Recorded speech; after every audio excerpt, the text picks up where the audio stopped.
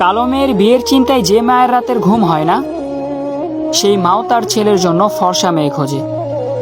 বেকার ছেলের চাকরির জন্য যে বাবার রাতের ঘুম হয় না, সেই বাবাও তার মেয়ের জন্য চাকরিজীবী জামাই খোঁজে।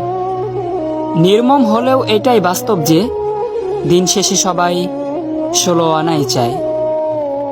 কালো মেয়েদের নিয়ে অনেকে অনেক যুক্তি দিচ্ছে, আমি তাদের সম্মান করি। মেয়েদের একটা অভিযোগ থাকে যে ছেলেরা সুন্দর ফর্সা মেয়ে খোঁজে। আচ্ছা, মেয়েরা কি কালো ছেলে খোঁজে?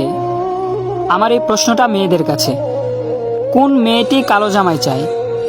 কোন মেয়েটি কালো বয়ফ্রেন্ড চায়? আমার জানা মতে সবার বিএফগুলোই ফর্সা হিরো।